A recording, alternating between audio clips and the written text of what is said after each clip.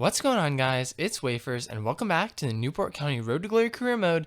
It's episode 78, and today we are finishing off January and getting into some games in February, some big games in this episode as we take a look at the table, 24 games in, and we are sitting at the top, 58 points, 2 points ahead of Liverpool in second place, 7 points ahead of Manchester United in third.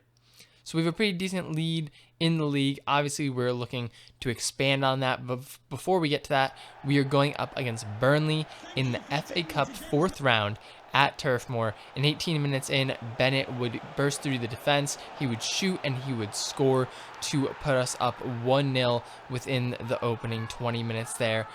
Nice burst of speed there from Bennett to get into the open space behind the defense and grab our first goal. Just 5 minutes later, an Ibrahim Marsh would come out of the midfield, and he would also score, doubling our advantage within 5 minutes. We get that 2-0 lead early on against Burnley, and we were sort of just in control of this game from the beginning. Burnley would come back, though, looking to get into this game. We pick off that pass there, and then we will counter Telford down this left-hand side. He's going to look towards the middle, and eventually, he's going to cut back inside and just do it himself. So some runners there in the middle. We had the opportunity to pass, but Telford just takes it himself, finds the space, and would finish that one. Puts us up 3-0, and still in the first half here, it would be Bennett over to Coughlin. Coughlin going forward, and he is going to continue to carry this one into the open space, and then a really nice left-footed shot there. The middle just sort of parted there. The defender went with Telford, and Coughlin just had the space. A rocket of a left foot on him, and we get another goal in this game. With just a couple minutes left, Burnley would come forward looking to get a consolation goal, and they were passing it around the edge of the box here. Ceballos, looking for some space, would lay it off to Phillips. He gives it to Sieb, and Sieb would score, gets them a consolation goal, but we pick up the victory 4-1, and we will be moving on to the next round of the FA Cup. We then get an offer for Bryn Pritchard here at £2.3 million. I do reject that, as well as his offer for Chris Metham. We are not looking to really get rid of anyone at this stage. We do get a pretty interesting offer, though, here. Antoine Griezmann and £51 million.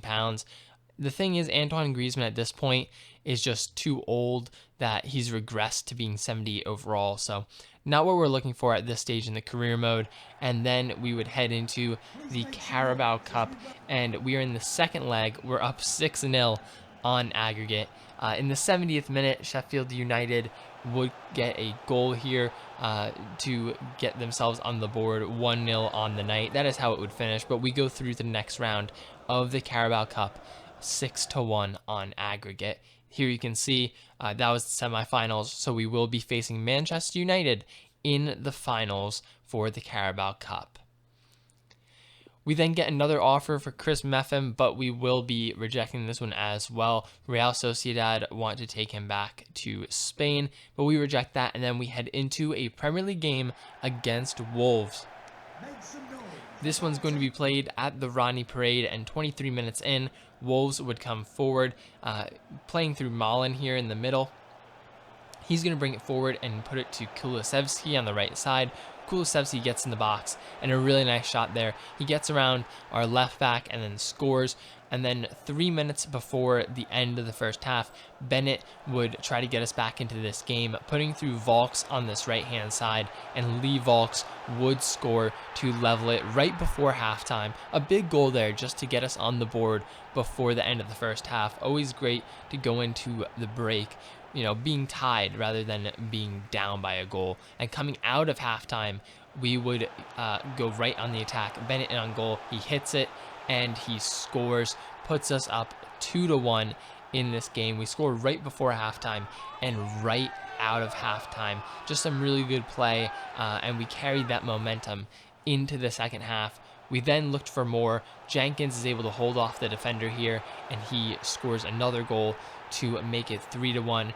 We're now able to put some space between us and Wolves, who are a dangerous team to play against, and Jenkins picks up that goal. And then in the 75th minute, Jones would come forward, hits Rowlands, who lays it off to Jenkins in the middle. Jenkins in on goal, and he finishes that one. Puts us up 4-1, grabs his second goal on the night, and we, at this point, we had the game in hand. Nothing that Wolves can do in the short amount of time left. We pick up the victory 4-1 over Wolves. We get the win. Another 3 points in the league. That would lead us into transfer deadline day. Just going through here, showing you some of the signings made in January. Some of the big teams made a lot of moves here. Obviously, our big move was Curtis Jones, bringing him in. You can see on the right-hand side there that Goretzka moved to Liverpool. One of the biggest moves of this transfer window, actually the biggest move of this transfer window. They lost Curtis Jones, but they brought in Goretzka. Man City bring in Skriniar. Man United get rid of Gomez and Katterbach and Varane. So I think their defense actually got much worse. We'll see. You'll have to see what happens in the league. Obviously, there's still some, very good players that came in this transfer window. But honestly, I think that we did pretty good in improving our side and, making sure that we could stay on top. Hopefully, the improvements that we made with Curtis Jones can elevate us to that next level and allow us to win the league, win the Champions League, win the cup. Here you can see the top deal, Goretzka. Skriniar is the second highest deal, and then Oscar moving to Bayern Munich is the third top deal of the window. So some big moves in January. We are one of the biggest, but not in the top three. Right after the window closes, obviously you always get like a couple offers. We get an offer for Mefem. We also get an offer for Reese. And then we get an offer for Adam Rowlands. And this is the biggest offer I've seen. £177 million for Adam Rowlands. That offer comes from Atletico Madrid. And we do reject it. But what a crazy offer. Obviously, I'm not going to sell him. He's one of our star players. Has potential to be special. Still very young. But just an incredible player.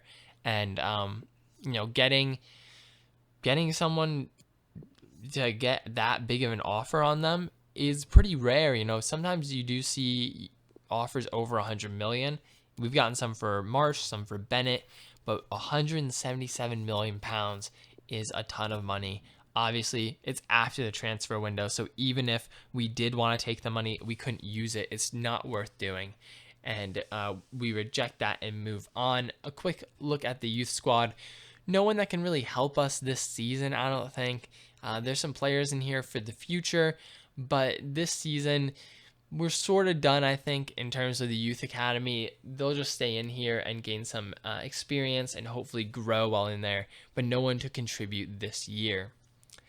Our next game is a huge game against Liverpool. This one is at Anfield, so a giant game away from home. And 20 minutes in, Coughlin would put through Volks on this right-hand side. Volks bursting down that side. He's going to pass it inside to Bennett. Bennett into Telford. Back heel, and Rowlands finishes it. Obvious why Atletico Madrid wanted him. That quality right there, but Telford with the back heel pass to make it happen. We go up 1-0.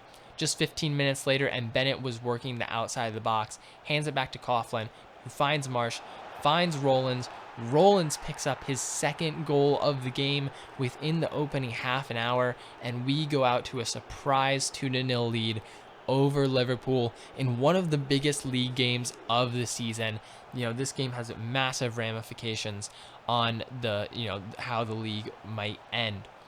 Right before the break, and Alexander Isak was looking to lead the attack for Liverpool. He's going to pass it inside after a lot of dribbling, and they would work it back to him, and Isak scores to cut the lead 2-1 going into halftime.